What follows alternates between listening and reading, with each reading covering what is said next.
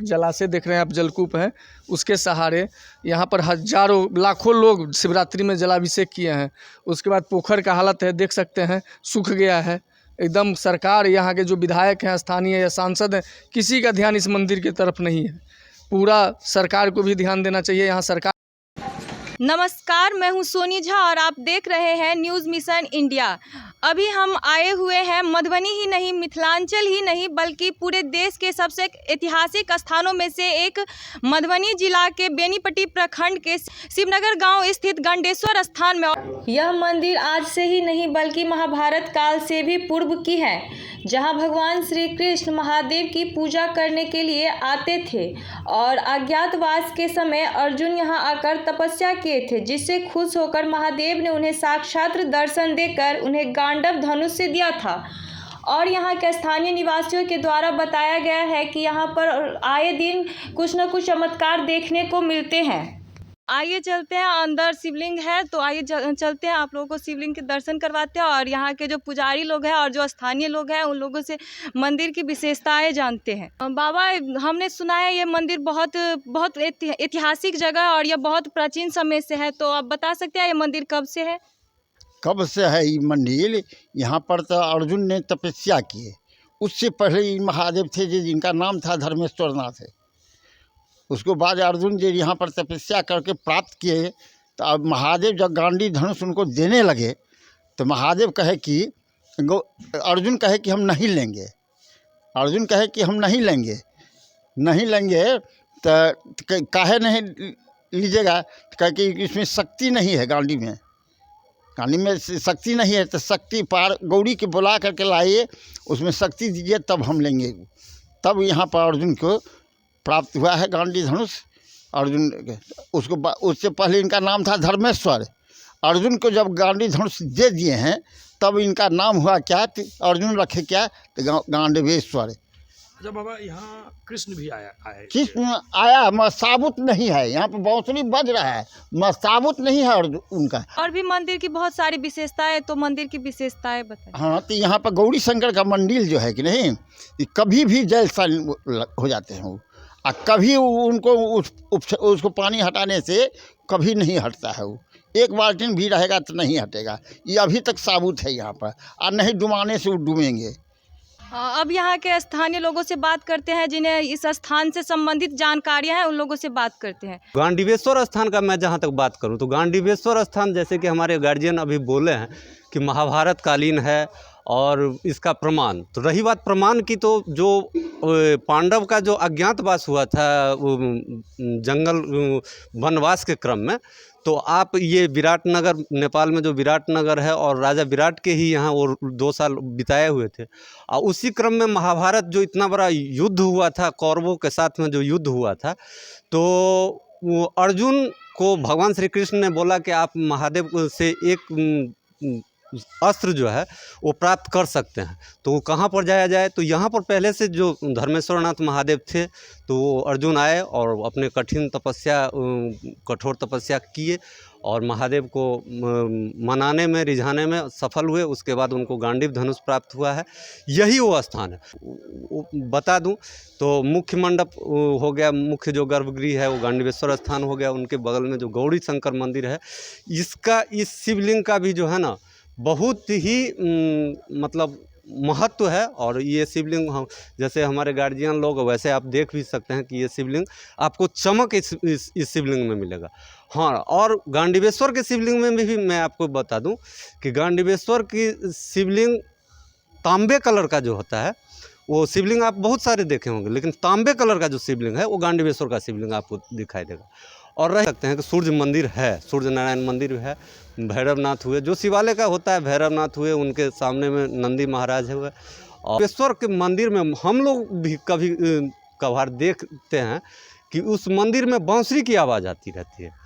और जैसे कि काफ़ी हम लोग ध्यान में लग गए, उनको पूजा कर रहे हैं। हाँ, ये तो ज़रूर है कि आप आए, ये समझ करके आए कि आज हमें बांसुरी सुनना है, तो फिर नहीं सुन पाएंगे आप। ये आना है कि हमें आज ध्यान लगाना है बाबा को, तो बाबा का आप ध्यान लगाए और उसके बाद आपको बांसुरी की आवाज़ ये आपको सुनाई देगा। और यहाँ के लोगों के द्वारा बताया गया, यहाँ पर एक पेड़ थे जो कि अब विलुप्त हो चुका है, तो हाँ, उस पेड़ हाँ, वो वो अज्ञातवास के क्रम में तो उनको तो अस्त्र शस्त्र बिल्कुल मतलब महाराजा के भेष में रहना नहीं था। तो ये सारा चीज़ इनका अस्त्र शस्त्र वेशभूषा कहीं पर छिपा करके रखना होता था। तो इसी गांव में ये समी का वृक्ष था। समी का वृक्ष आपको मैं बता दूं कि कटीला वृक्ष होता है। तो समी का वृक्ष मेरे ही गांव में वहाँ पर रखा गया था। तो उस पर अपना सारा कुछ जो गांडीव धनुष भी था, उनका सारा अस्त्र शस्त्र था, वो सारा कुछ वहाँ पर छिपा करके रखे। उसमें ये भी सुनने में आता है, सुनने में क्या आता है, वैसे महाभारत में तो उल्लेख है ही कि जैसे उसको उसके तक कोई पहुंच ना पाए तो वो लाश को रख दिया जाता था कि उसके बदबू से वहाँ तक कोई पहुंच ना पाए। तो वो समी वृक्ष भी वहीं पर है। और इस टाइम तक हम लोगों के लग रहा है कि ये 90 के दशक तक मैं देखा हूँ कि बहुत सारे साधु संत जो अयोध्या वृंदावन से आते थे, और तो समी के वृक्ष अब तो रहा नहीं। वहाँ पर एक सरोवर हो गया है जो पोखर कहते हैं, वो हो गया है, तो उसमें स्नान करके स्थानीय लोग हैं यहाँ पर जिन्हें मंदिर की विशेषताएं मालूम है, तो इन लोगों से मंदिर की विशेषताएं जानते हैं। मंदिर के बारे में कुछ विशेषताएं बताएं। मंदिर तो बहुत प्राचीन है। यहाँ सरकार के द्वारा ये अपेक्षा का दंश झेल रहे हैं। सरकार इस मंदिर के तरफ इनको तो पर्यटक स्थल के रूप में विकसित करना चाहिए था। जितना पुराना मंदिर है, इनको पर्यटक स्थल में विकसित करना चाहिए। एक जलाशय देख रहे हैं आप, जलकूप है, उसके सहारे यहाँ पर हजारों लाखों लोग शिवरात्रि में जलाभिषेक किए हैं। उसके बाद पोखर का हालत है, देख सकते हैं, सूख गया है एकदम। सरकार, यहाँ के जो विधायक हैं, स्थानीय या सांसद हैं, किसी का ध्यान इस मंदिर की तरफ नहीं है। पूरा सरकार को भी ध्यान देना चाहिए। यहाँ सरकार की तरफ से भी आज तक कोई काम नहीं किया गया है। तो मंदिर को तो इसको विकसित होना चाहिए। हम लोग सरकार से यही मांग करते हैं। बहुत प्राचीन मंदिर है। हम लोग को जन्म से पहले कई पुस्त बीत गए। 400 बरस से सुन रहे हैं, उससे भी पुराना मंदिर है। कोई बता नहीं सकता है मेरे गांव में ये कितने वर्ष पुराने मंदिर है। हमारा नाम संतोष कुमार झा, घर शिवनगर, बेनीपट्टी, मधुबनी है। राजू जी जो कि यहाँ के सामाजिक कार्यकर्ता है, तो इनसे भी मंदिर की विशेषताओं के बारे में जानकारी लेते हैं। आप मंदिर की विशेषताएं बताइए। यहाँ जो है बाबा बैजनाथ जी सावा पहर यहाँ आते हैं। यहाँ है चांद चौधरी और मान चौधरी, 2 भाई थे।